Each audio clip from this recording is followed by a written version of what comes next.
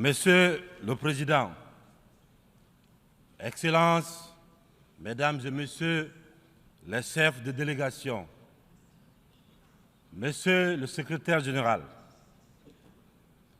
je voudrais, avant de commencer, Monsieur le Président, vous adresser les chaleureuses félicitations de la délégation guinéenne pour votre brillante élection à la présidence de la 78e Assemblée générale des Nations unies.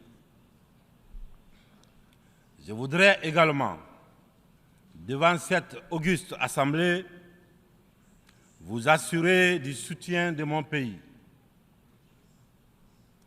Je souhaite par la même occasion rendre un hommage mérité à votre prédécesseur, M. Sabah Korosi de la Hongrie, à M. le Secrétaire général, M. Antonio Guterres. Je le remercie pour le dévouement avec lequel il dirige notre organisation. Monsieur le Président, Mesdames et Messieurs, en venant prendre part aux travaux de la 78e section ordinaire, je voudrais m'acquitter d'un devoir, celui de vous transmettre les chaleureuses salutations du peuple souverain de Guinée. Mon pays qui continue de fonder un espoir en l'Organisation des Nations Unies pour trouver des solutions idoines aux questions auxquelles notre monde continue d'être confronté. Dans ce cadre, Monsieur le Président, nous pensons que les fondamentaux qui ont sous-tendu à la création de notre organisation doivent s'adapter aux mutations profondes de notre société. L'objectif du thème de la présente session, paix, prospérité, progrès, durabilité, est d'actualité. Évocateur et mérite une attention particulière de notre part. Épidémie de coups d'État en Afrique. Après celle de la Covid-19, le continent est frappé par celle des puts militaires, notamment dans les pays francophones du sud du Sahara. C'est tout le monde qui le condamne, qui les sanctionne, qui s'émeut de la réapparition brusque de cette pratique que l'on croyait révolue, à juste titre. Mais j'ai envie de dire que la communauté internationale doit avoir l'honnêteté et la correction de ne pas se contenter de dénoncer les seules conséquences, mais de s'intéresser et de traiter les causes. Les coups d'État, s'ils se sont multipliés ces dernières années en Afrique, c'est bien parce qu'il y a des raisons très profondes. Et pour traiter le mal, Mesdames et Messieurs, il faut s'intéresser aux causes racines. Le putschiste n'est pas seulement celui qui prend les armes, qui renverse un régime. Je souhaite que l'on retienne que les vrais putschistes, les plus nombreux, qui ne font l'objet d'aucune condamnation, c'est aussi ceux qui manigancent, qui utilisent la fourberie, qui trichent pour manipuler les textes de la Constitution afin de se maintenir éternellement au pouvoir. C'est ceux en col blanc qui modifient les règles du jeu pendant la partie pour conserver les rênes du pouvoir. Voilà les putschistes les plus nombreux. Monsieur le Président, Mesdames et Messieurs, je fais partie de ceux qui, un matin, ont décidé de prendre nos responsabilités pour éviter à notre pays un chaos complet, une situation insurrectionnelle. Aucune force politique, toute complètement neutralisée à l'époque, n'avait ni le courage ni les moyens de mettre fin à l'imposture que nous vivions. La rectification institutionnelle à laquelle mes frères d'armes et moi avons pris nos responsabilités le 5 septembre 2021 n'était qu'une conséquence de cette situation de chaos qui avait fini par fissurer le tissu social et mettre à mal le vivre ensemble. Sans être exhaustif, nous pensons que les transitions qui sont en cours en Afrique sont dues à plusieurs facteurs parmi lesquels on peut citer les promesses non tenues, l'endormissement du peuple, le tripatouillage des constitutions par des dirigeants qui ont pour seul souci de se maintenir au pouvoir au détriment du bien-être collectif. Aujourd'hui, le peuple africain sont plus que jamais éveillés et décidés à prendre leur destin en main. La mauvaise répartition des richesses crée des inégalités sans fin. La famine, la misère qui rendent le quotidien de nos populations de plus en plus difficile. Ces inégalités font partie des causes des événements qui mettent en péril surtout le vivre ensemble. Quand les richesses d'un pays sont dans les mains d'une élite, alors que les nouveau-nés meurent dans les hôpitaux par manque de couveuses, il n'est pas surprenant que dans de telles conditions, nous assistons à des transitions pour répondre aux aspirations profondes du peuple. L'Afrique souffre, mesdames et messieurs. Elle souffre d'un modèle de gouvernance qui lui a été imposé. Un modèle certes bon et efficace pour l'Occident, qu'il a conçu au fil de son histoire, mais qui a du mal à passer et à s'adapter à notre réalité, à nos coutumes, à notre environnement. Hélas, j'aimerais dire que la grève n'a pas pris. Je sais que lorsque je dis cela, tout de suite, ils sont nombreux à se dire encore un bidas qui veut tordre le cou à la démocratie. Encore un soldat qui veut imposer sa dictature. Cependant, de façon très claire, sans hypocrisie, sans faux semblant, les jeux dans les jeux, nous sommes tous conscients que ce modèle de démocratie que vous nous avez si insidieusement et savamment imposé après le sommet de la Baule en France, presque de façon religieuse, il ne marche pas. Les différents indices économiques et sociaux sont là pour démontrer que ce n'est pas un jugement de valeur sur la démocratie en elle-même. Croyez-moi, bien entendu, c'est un constat, c'est un bilan.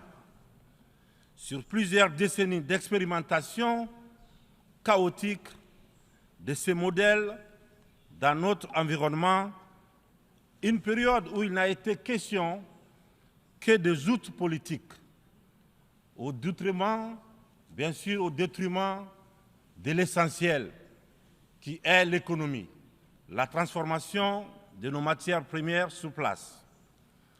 Permettez-moi de pousser l'exercice de vérité un peu plus loin. Avec ma courte mais intense expérience à la gestion d'un État, la Guinée, j'ai mieux mesuré à quel point ce modèle a surtout contribué à entretenir un système d'exploitation et de pillage de nos ressources par les autres, et une corruption très active de nos élites,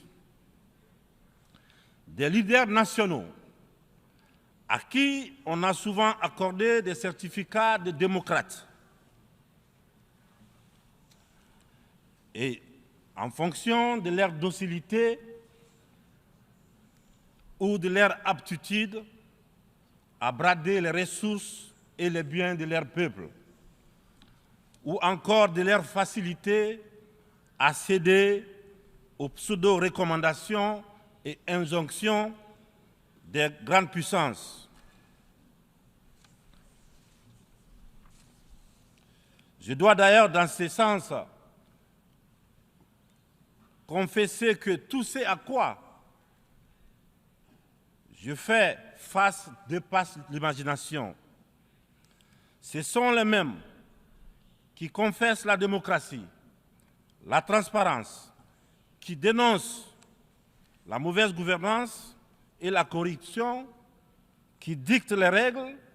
C'est eux qui, en off, très discrètement et sournoisement, redoublent de pression pour nous faire céder notre patrimoine dans des contrats léonins.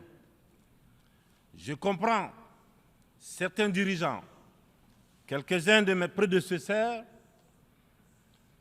qui, parce qu'ils avaient des fragilités, parce qu'ils étaient sous pression, ou parce qu'ils traînent des casseroles, ou surtout parce qu'ils avaient des agendas politiques, ont cédé à ce qu'on leur demandait.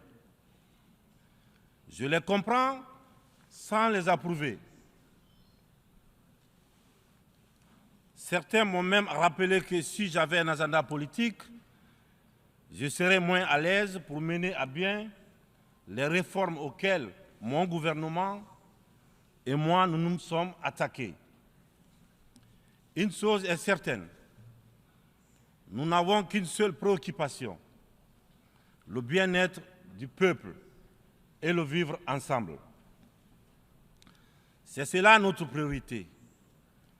C'est pourquoi la transition que je dirige a choisi de se consacrer avec méthode en fixant les objectifs clairs dans un ordre précis. Le social, l'économie et le politique.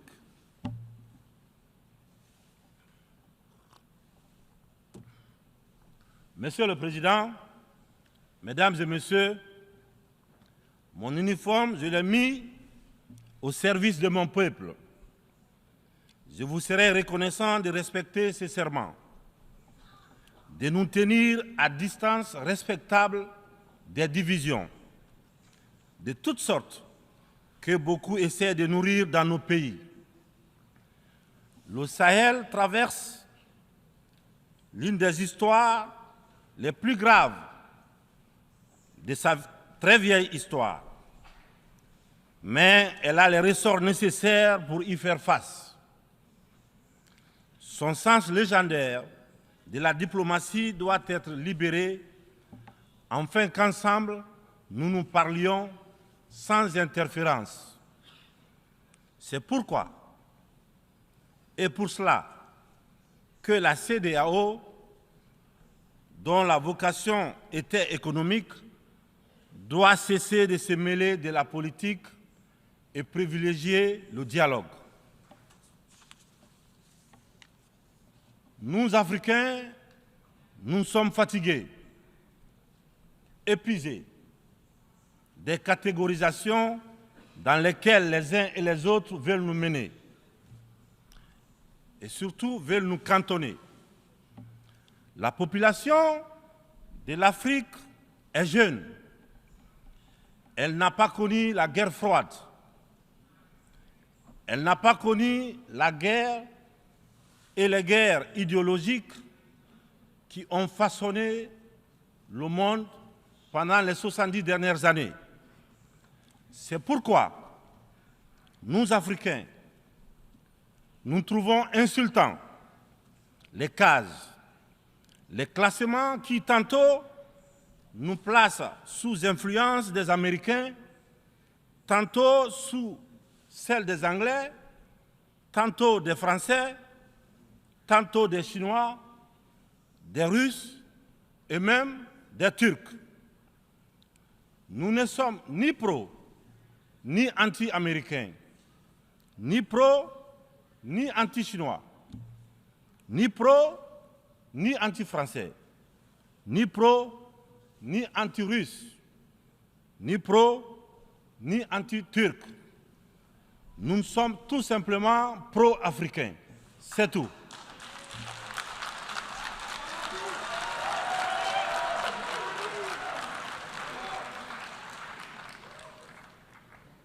Nous mettre sous la coupe de telle ou telle puissance est une insulte,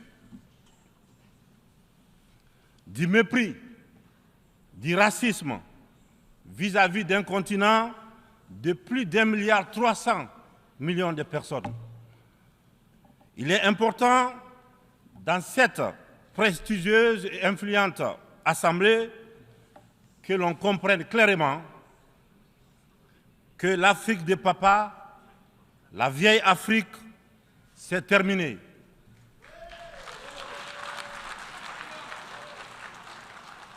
Avec une population de plus d'1 milliard d'Africains, dont environ 70% de jeunes totalement décomplexés, des jeunes ouverts sur le monde et décidés à prendre en main leur destin. Il est venu le moment de prendre conscience que les structures, les règles issues de la Seconde Guerre mondiale, en l'absence de nos États, qui n'existaient pas encore, sont obsolètes. C'est la fin d'une époque déséquilibrée, injuste, où nous n'avons pas droit au chapitre. C'est le moment de prendre en compte nos droits, de nous donner notre place, mais aussi et surtout le moment d'arrêter de nous faire de la leçon, de nous prendre de haut, d'arrêter de nous traiter comme des enfants. Rassurez-vous, rassurez-vous, nous sommes suffisamment grands pour savoir ce qui est bien et ce qui est bon pour nous. Nous sommes suffisamment matures pour définir nos priorités, pour concevoir notre modèle qui corresponde à notre identité, à la réalité de nos populations, à ce que nous sommes tout simplement. Nous vous serions fort reconnaissants de nous faire confiance et de nous laisser mener notre barque comme vous l'avez permis dans certaines régions du monde. Vous l'avez permis en Asie, en Proche et Moyen-Orient, pour ne citer que cela. Cette infantilisation est du plus mauvais effet pour une jeunesse africaine qui s'est émancipée.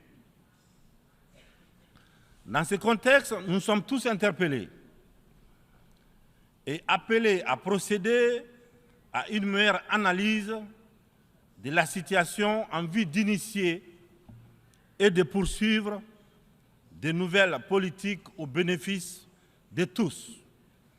La communauté internationale doit regarder l'Afrique avec les yeux neufs Elle doit entreprendre avec elle désormais une coopération franche dans un esprit de partenariat gagnant-gagnant.